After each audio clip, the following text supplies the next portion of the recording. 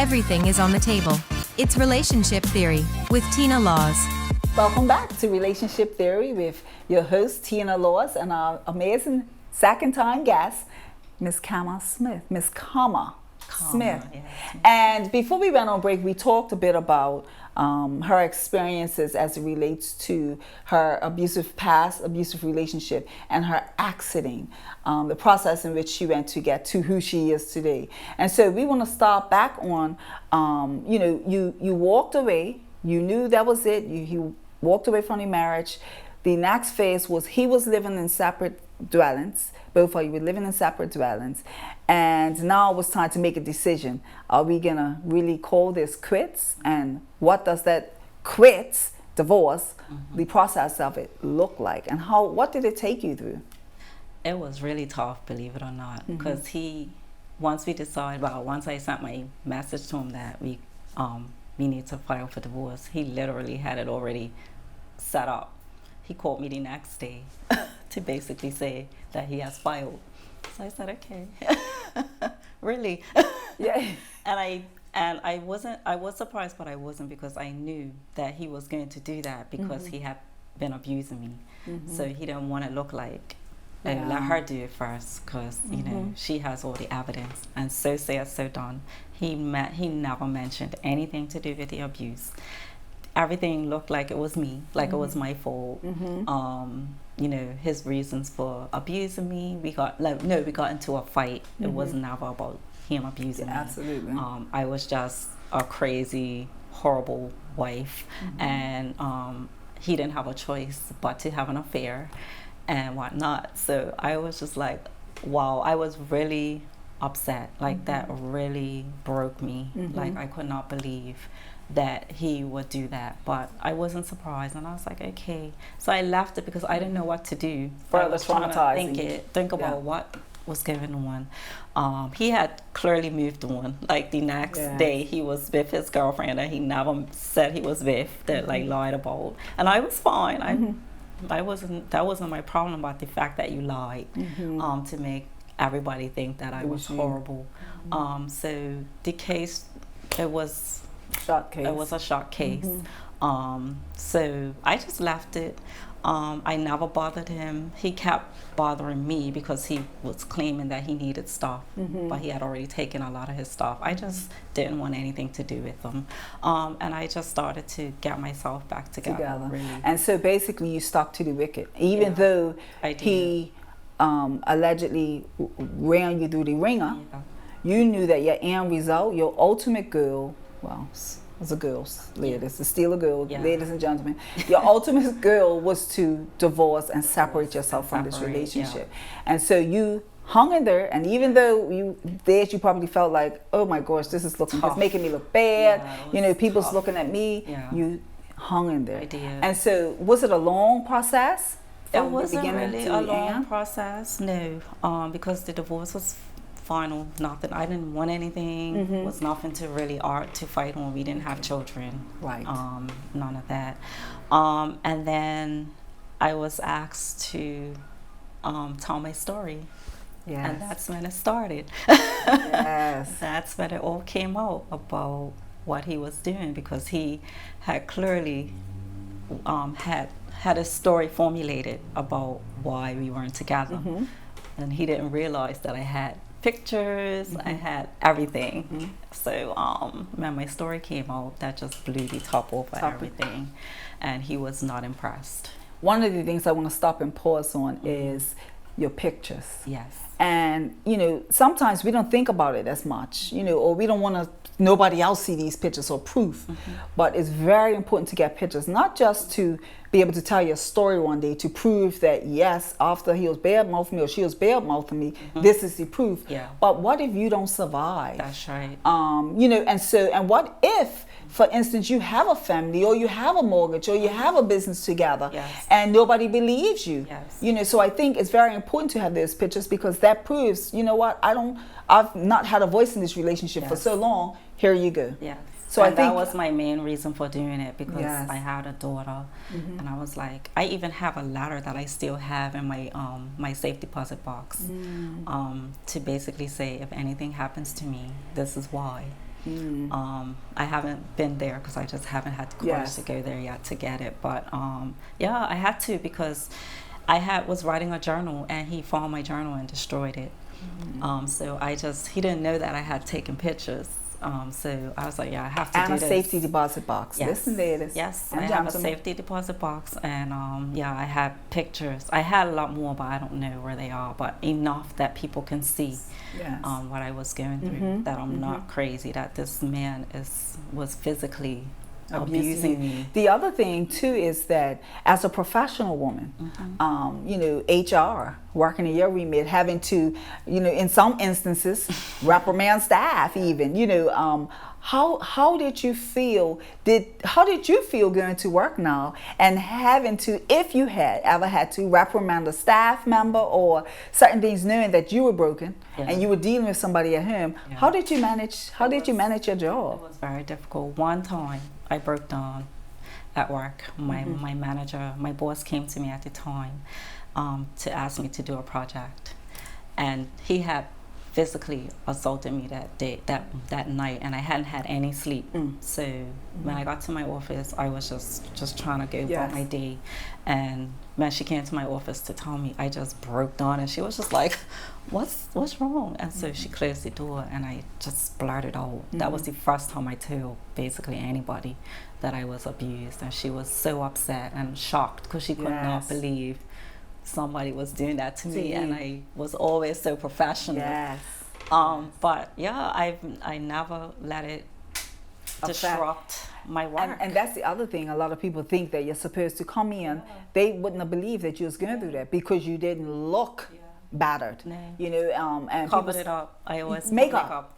Exactly. And then the emotional scars, nobody can see them, right? But because you're so professional, that was also another focus, that you can come in and you loved your job, because I know you love your job, right? And so that's another focus. But one of the things too is telling that person, the beginning of telling that person.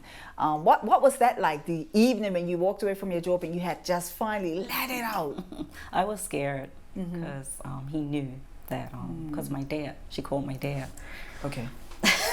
My dad's like a huge person in the community, and he basically made up a whole big lie, said that's not true, you know, she's going through stuff, blah blah blah. My dad was just confused. So basically I just had to go through the flow with it again. Yeah, it's a part of. And my dad, when he found out what really happened, he was, I mean, when I tell you, he was really upset. He could not believe. He said I was bamboozled, basically. You know, this man bamboozled me. Like, he made me believe that, you know, he's such a good, decent guy, and he was beating up my daughter, like, so, and he's in the church. So to see him, like, really break over this, it was really hard, but. And that's the other thing, you know, people, I think we should, you know, people need to know that it doesn't have a face. And most times you find, and maybe 15 to 20% of the time you can see a battle or a mile away. But most of them, you can't see. That's how we all got in those relationships, because you can't see it. So, you know, they wear that mask, you know, and so, you know, it's very easy to fall prey to that situation, because family and friends look and say, they're so nice and so sweet. Those are the ones they work on right away. They work on our family and friends right away. Definitely. And so I get that. You know, I could recall that as well. I get that. The other thing is, what about, okay, so you're on your job now and everything's functioning, you got it out in the open, and so forth. How did you manage with your family or his family? I actually removed myself a lot from his family, because they were, this isn't, that's all I'll say. It was nothing I could say or do to convince them that he done anything to me. My family and I are very close. I didn't really tell them anything, but they knew something was wrong, but they just couldn't really pinpoint it. Put the finger on it, and then when I did mention it, they was like, I knew something was not right with him, because he stopped coming around my family from like the first time that he hit me. He stopped because his excuse was, well, they don't like me anyway. I said, yeah, you think they don't know what you've been doing? They probably won't tell me, but I know they know something. He's like, yeah, they just don't like me. So that was his excuse for not coming around. But yeah, it wasn't a surprise to them.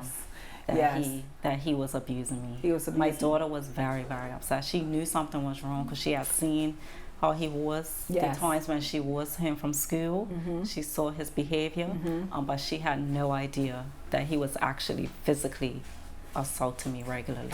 So, talking about that, your daughter, her being a young woman, you know, most parents, whatever our past looks like, good, bad, or the other, we take pride in making our children a better version of ourselves. And knowing that your daughter had seen or witnessed in some form the abuse, how did you manage that? I blame myself for it. Yeah. I said, it's me. I'm just acting out. So it's because of me. Why? She's looking at me like, really, mama? Like they don't know. She's a college-educated psychologist, and she's like, really, mama? That's what you're gonna run with? She goes, that's fine. That was the last time I really saw her when we were still together. She says, that's the last time I'm gonna be at this house since you wanna blame yourself for it. And that was it. And so once I was gone, she was just like, mama, I can't believe you said that. I know. Some of the things we look at. Yeah, I don't know either. That was just the best thing I could come up with. And I think that's a defense mechanism we all use. I was defending them. Yeah. And also defending ourselves so that we don't look stupid. We think we're looking stupid to the other person. So the first thing we say, oh no, he's just acting like that because of me. Right? And knowing full well that it's them, not. right? But I had to ask her to forgive me for keeping it from her. I was like, I would never do that again, and I don't ever want you to see me in this situation ever again. And I just apologized and asked her to forgive me. What about her being afraid that she might repeat that? Yeah. Well, I know she won't. Right. Okay, because she's seeing it. She's seeing it. She's a very strong individual. She wouldn't even tolerate somebody screaming at her. So I know for a fact that that's not something she'll put herself into. But she knows. Right, she knows, and she's seeing it firsthand. She's seeing it. She's seeing it firsthand. But one of the things I think that's shows your strength is that you was able to come back and apologize and earn up to, you know what, and I think that's powerful because even if no matter who we are, how strong or weak we are, we can find ourselves in an abusive relationship, right? And so what do we do in that instance? So even if our children have seen us in that situation and say, I would never repeat that, boy or girl, it can happen. And I think what's most powerful is that if they have seen us, that we're honest with them and we're open with them, so that can now allow them, if that ever came that way, to be able to come and openly have that conversation with us as well. So, because that means a lot. And so before we go any further into your amazing life today, because she is, she's doing amazing things as a result of walking away, let's talk a little bit about where does this come from? Like, we often say we don't take any blame, even though we do. Sometimes if people say, well, why did you do that? Your daughter, oh, it was me. But the reality is it takes two or three, whomever's in that relationship, right? And so what part do you think, or what part of your life do you think played a role in staying and trying to make this relationship work? Yeah, definitely seen it in my past, family members. Many people that I know are still currently in these type of relationships. So if that's basically a lot of what I know and have grown up with. So it's hard to remove yourself from that because we as women, we want to be fixers. And we want to heal these broken men. I don't know why, but we do. So we put ourselves in these compromising situations because we love that person and we want to see them get fixed. So I knew that he was broken from probably the first time I met him. Like I could see a lot of the signs. And I was like, yeah, we'll work through this. I got him. I love him. I'm going to fix this guy. And I've seen my family do it, so that's still surviving. That's right. Right, that's still surviving. So I guess I can survive. And that's what I was trying to do. But I think I blamed myself because I never tolerated disrespect. Even though he disrespected me, I always called him out on it. Like, don't do this. Like, what is wrong with you? I always felt like that's my fault because I'm calling him out on his disrespectful behavior. But so one of the things that you spoke about earlier was having to speak your truth. And part of why a lot of women and men, because you know what women sit in here, but we know, we've talked to men, there are men and women who are in abusive relationships, who are also nurturers as well, and have seen it in their lives. Their mom might be the batterer. We don't know, you know. And so this goes, it could be any family. It could be man, woman, young boy. It could be same-sex relationships. We got all of that, you know. So it happens in relationships, 2 people, 3. But one of the things I think is so powerful, and was powerful for me and many people, is just being able to verbalize that I'm being abused.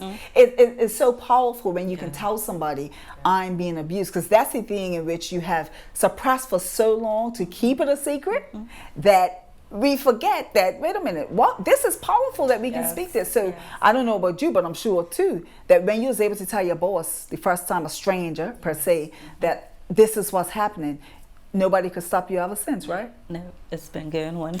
Exactly, it's just a freedom. I tell people, I'm a victim of abuse. I'm a survivor. Yes, a survivor. Yes. And people look at me like, wow, really? And I have met so many amazing people on this journey. With being in Bermuda, people don't talk about it. Yes. So I think when my story came out, I mean, the people have been, it's been overwhelming. The people that have supported me, just like, I can't believe you had the courage to do this. You know, I'm going through this. I've met hundreds of people that are going through this on this island. That's a good point. That's a good point, Carmen. You know why? Because that's it right there. A lot of people don't think, they don't realize that when you do express it, because I know myself from you personally, that so many people have thanked you because they are going through it. And so, you know, just by you expressing your story and talking about the things in which made your skin crawl, initially, now your skin don't crawl, right? But initially made your skin crawl, you've met so many people, and by expressing yourself, you've helped other people free themselves. So when people feel like, I don't want to say nothing because they're going to look at me in some way, you're a professional woman. And just by telling your story, you've made so many different friends in different circles. I mean, you're on relationship theory. Helping people once again, right? I am. Exactly. So one of the things I wanted to talk about is our young girls and boys, right?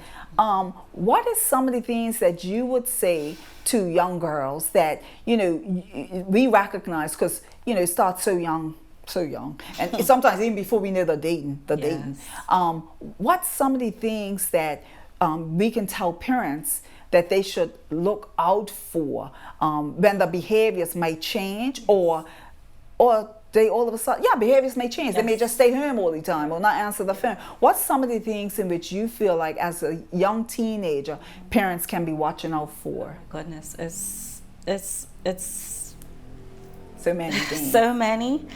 But for me, I removed myself from my family and friends. That's the first thing that people should look out for. When they start saying, oh, I'm not coming by, or I'm staying home, that's a huge red flag for people that you know are going through abuse. And when they show you who they are, please believe them. Honestly, I saw who this person was and I just refused to believe it. But eyes wide open. But when they show you who they are, just believe it. And try to have somebody that you can talk to. I think that's so important. Like, I really didn't have anybody. I didn't want to, but I wish I did, because I think it would have helped me to leave a long time ago. Like, I had my therapist, but like, I didn't have my friend, my daughter. I was protecting all of these people, but I think if you have someone there that's there to protect you, it helps for you to get away and try to remove yourself from that situation, if at all that's what you're gonna do. Then that's the other thing. You know, you may not want to go to your family and friends because you're trying to navigate, and you may not be ready to walk away. But in the midst of this, find a therapist, find a support group, even if it's just a stranger that you feel comfortable with, that you can just have that conversation with, so that at least while you're trying to navigate, how am I going to do this? Am I going to do this? What does this look like? You could be expressing yourself, getting it off your chest. And as we know, many people have been through it. So whomever you open up to, they shock you with the, I saw it. I know. I've been there. Yes. You know, like, really? Exactly. You know, people know. So we think we're hiding. But and people know. People see it clear. They do. People see it clear. So before we get into the meat of this conversation, we're going to take a break. And when we return, Kama is going to talk about where and who she is today and how she has forgiven herself throughout it all. You don't want to miss it. Relationship Theory. We'll be right back after these messages.